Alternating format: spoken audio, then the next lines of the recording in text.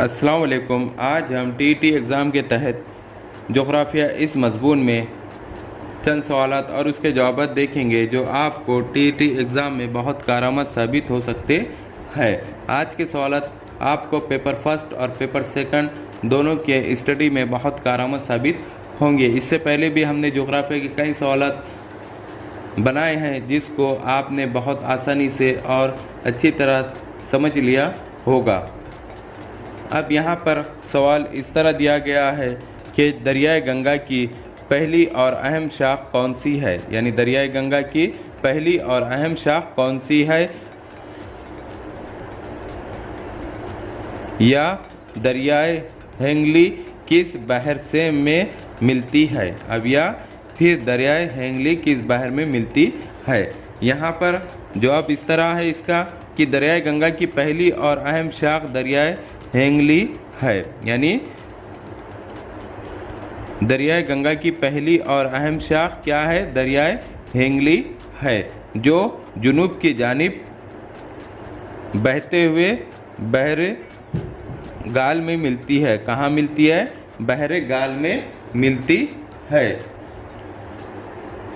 यहाँ पर दूसरा सवाल इस तरह है कि दुनिया के सबसे बड़े डेल्टाई इलाके का नाम बताइए। अब ये दुनिया का सबसे बड़ा डेल्टाई इलाका का नाम क्या है। यहाँ पर जवाब इस तरह दिया गया है, दरियाए गंगा के दहाने पर वसी डेल्टाई इलाका सुंदरबन कहलाता है। क्या कहलाता है? सुंदरबन कहलाता है। यानी दरियाए गंगा के दहाने पर वसी डेल्टाई इलाका सुंदरबन कहलाता है, यानी सुंदरबन कहलाता है। अब यहाँ पर सवाल इस तरह दिया गया है, मोबाइल रखने वाले की तादाद में भारत का दुनिया में कितना नंबर है। अब जो मोबाइल फ़ोन रखने वालों की तादाद में भारत का दुनिया में कितना नंबर है। यहाँ पर सही जवाब दिया गया है, मोबाइल रखने वालों की तादाद में भारत का दुनिया में 10वां नंबर है। कितना नंबर है? 10वां नंबर है। अब यहाँ पर सवाल दिया गया है कि रेडियो की खिदमत सबसे पहले भारत में किन शहरों में हुई, यानी रेडियो की जो खिदमत है, रेडियो की जो सर्विस है, वो भारत में सबसे पहले कहाँ हुई। यहाँ पर सही जवाब दिया गया है, रेडियो की खिदमत सबसे पहले मुंबई और कोलकाता में हुई। कहाँ पर हुई?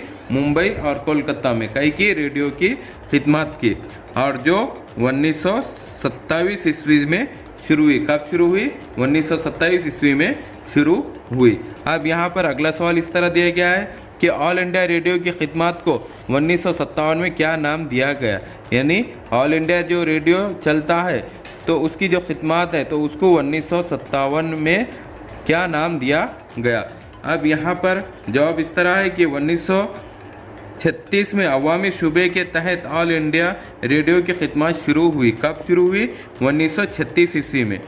और कब शुरू हुई? 1936 ईस्वी में ये शुरू हुई, और जिसे 1957 ईस्वी में आकाशवाणी का नाम दिया गया। क्या नाम दिया गया है? आकाशवाणी का नाम दिया गया है।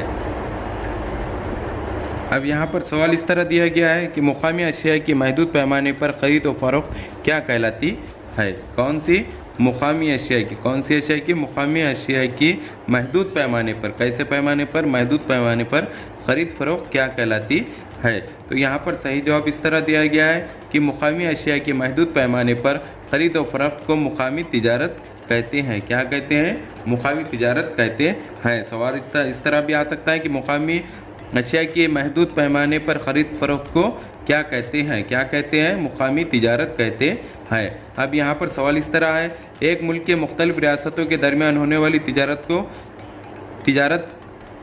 क्या कहलाती है, यानी एक मुल्क की मुख्तलिफ़ रियासतों के दरमियान होने वाली तिजारत क्या कहलाती है।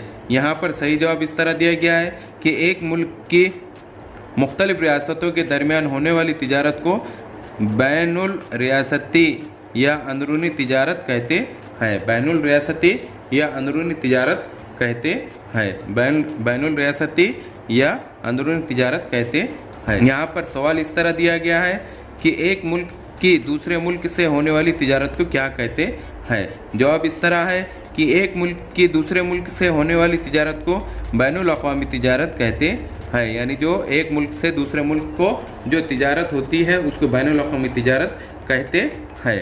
अब यहाँ पर सवाल दिया गया है, अपने मुल्क से बाहर बैरूनी मुल्क भेजी जाने वाली अशिया की तिजारत क्या कहलाती है।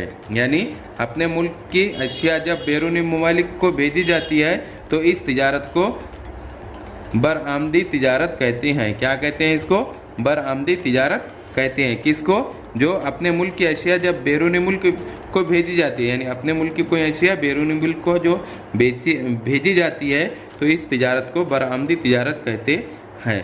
अब यहाँ पर सवाल दिया गया है कि बैरूनी मुल्क से ख़रीदी जाने वाली अशिया की तिजारत क्या कहते हैं। अब बैरूनी मुल्क से ख़रीदी जाने वाली अशिया की तिजारत को क्या कहते हैं। यहाँ पर जवाब इस तरह है कि बैरूनी मुल्क से जब अशिया ख़रीदी जाती है तो इस तिजारत को दरआमदी तिजारत कहते हैं। यानी दरआमदी तिजारत कहते हैं। किसको? बैरूनी मुल्क से जब अशिया ख़रीदी जाती है, यानी बैरूनी मुल्क से हम कोई अशिया ख़रीदते हैं तो इस तिजारत को दरआमदी तिजारत कहते हैं। अब यहाँ पर सवाल दिया गया है कि आलमी तिजारती तंजीम किस लिए कायम की गई है। यानी आलमी तिजारती जो तंजीम है, कौन सी आलमी तिजारती तंजीम जो है वो किस लिए कायम की गई, यानी वो क्यों कायम की गई। अब यहाँ पर जवाब इस तरह है कि तिजारत के उसूलों को मुनज़्ज़म करने के लिए, तनाज़ात को ख़त्म करने के लिए आलमी तिजारती तंजीम कायम की गई। यानी जो तिजारत है उसके उसूलों को मुनज़्ज़म करने के लिए, यानी उसके उसूलों को अच्छा करने के लिए और तनाज़ात को ख़त्म करने के लिए, और जो भी तनाज़ात है उसको ख़त्म करने के लिए आलमी तिजारती तंजीम कायम की गई है।